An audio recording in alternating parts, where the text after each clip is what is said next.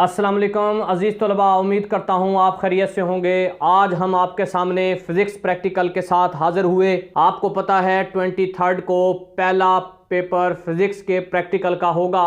मैं अब आपको मॉडर्न बताना चाहता हूँ कि कैसे पैटर्न को आपने फॉलो करना है, किस तरीके से आपने अपने पेपर को सॉल्व करना है। फिज़िक्स एक बहुत ही मुश्किल तरीन सब्जेक्ट है जिसका प्रैक्टिकल सॉल्व करना बहुत मुश्किल हो जाता है। बच्चे अमूमन बाकी चीज़ों को रट्टा लगा लेते हैं, लेकिन फिज़िक्स को रट्टा लगाना मुश्किल होता है क्योंकि इसके अंदर टेबल होते हैं। आज मैं आपको ये बताऊंगा कि किस तरीके से आपने फिज़िक्स के वो सवाल हल करने हैं जिसमें कम से कम टेबल हों और आप आसानी से अपने प्रैक्टिकल को सॉल्व कर सकें। तो इन तमाम तर सवालात के जवाबात आज हम आपको इस वीडियो में देने लगे हैं। अगर आप हमारे चैनल पर नए हैं तो आप हमारे चैनल मोहम्मद मुर्तज़ा को सब्सक्राइब कर दें, बेल आइकन को दबा दें ताकि आपको हमारी वीडियो मिलती रहे। आज हम आपको बताना चाहते हैं कि 23 मार्च से आपके फिज़िक्स 10th क्लास के प्रैक्टिकल स्टार्ट होने जा रहे हैं और इस प्रैक्टिकल्स के अंदर भी बिल्कुल केमिस्ट्री के प्रैक्टिकल की तरह दो सवाल आएंगे।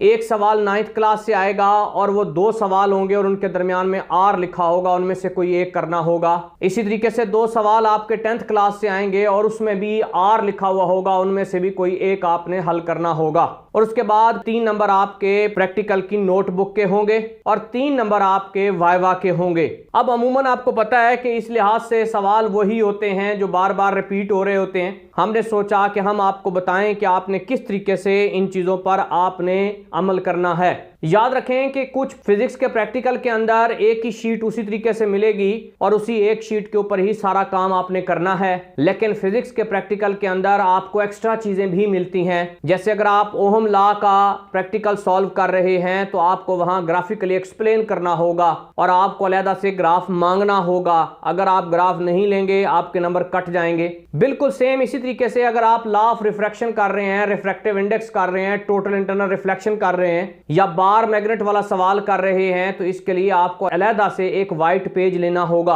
आपने उस वाइट पेज के ऊपर डायग्राम बनानी है, टेबल बनाना है और वहां टेबल के अंदर वैल्यूज फिल करनी है। अगर आप बार मैग्नेट वाला कर रहे हैं तो उसके ऊपर आप मैग्नेट रखेंगे, उसकी बाउंड्री लगाएंगे, कैंपस की मदद से, उसकी नीडल्स की मदद से आपने उसकी बाउंड्री को मार्क करना है कि कौन सी लाइन साउथ टू नॉर्थ जा रही है और कौन सी नॉर्थ टू साउथ जा रही है। इन तमाम चीजों के लिए आपको अलहदा से वाइट पेज लेना होगा और उसको अपने पेपर के साथ आपने स्टेपल करवाना है। अगर आपने वो वाइट पेज इस्तेमाल ना किया तो आपका फिजिक्स का प्रैक्टिकल भी रह जाएगा। ये मैं आपको क्लियर कट बता रहा हूं। अब आपको बताना चाहता हूं कि कौन कौन से प्रैक्टिकल ऐसे हैं जिनके अंदर आपको ज्यादातर मुश्किलात का सामना होता है। तो ज्यादातर 9th के प्रैक्टिकल जितने भी होंगे उसके लिए आपको प्रॉब्लम क्रिएट होगी। 9th के कौन कौन से प्रैक्टिकल होंगे फिजिक्स के अंदर? सबसे पहले आपने वर्नियर कैलिपर वाला एक, दूसरा आपके पास स्क्रू गेज वाला है, तीसरा आपके पास फ्री फॉलिंग मेथड से जी की वैल्यू फाइंड करना है, एट वुड मशीन से आपने लॉ ऑफ मोमेंट को प्रूफ करना है और इसी तरीके से अगर आप देखें तो सिरिंज की मदद से आपने उसकी वाटर की डेंसिटी को फाइंड करना है।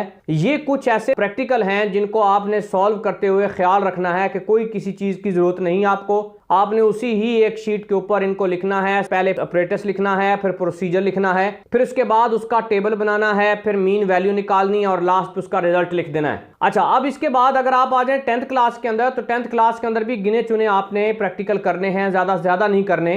जैसे पहला प्रैक्टिकल है लॉ ऑफ रिफ्रैक्शन, दूसरा है रिफ्रैक्टिव इंडेक्स, तीसरा अगर आप देखें तो वो फोकल लेंथ वाला है, चौथा है अगर आप टोटल इंटरनल रिफ्लेक्शन को प्रिज्म की मदद से एंगल ऑफ डेविएशन देखें, फिर उसके बाद बार मैग्नेट वाला एक प्रैक्टिकल है और सबसे ज्यादा इंपॉर्टेंट ओहम लॉ के अंदर गैल्वेनोमीटर से डिफ्लेक्शन फाइंड करनी है, रेजिस्टेंस, और सबसे लास्ट में आपने लॉजिकल गेट्स करने हैं जैसे एंड गेट है, आर गेट है, नेंड गेट है, नॉर गेट है।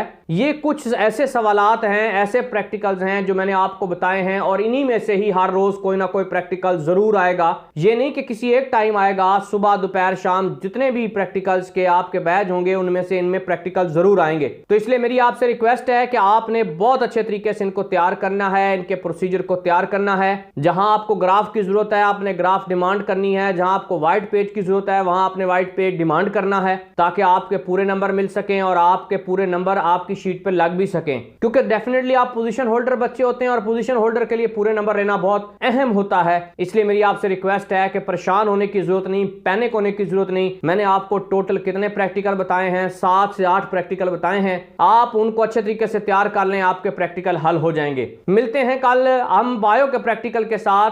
तब तक के लिए आप अपने दोस्त मोहम्मद मुर्तज़ा को इजाज़त दीजिए। अल्लाह हाफिज़।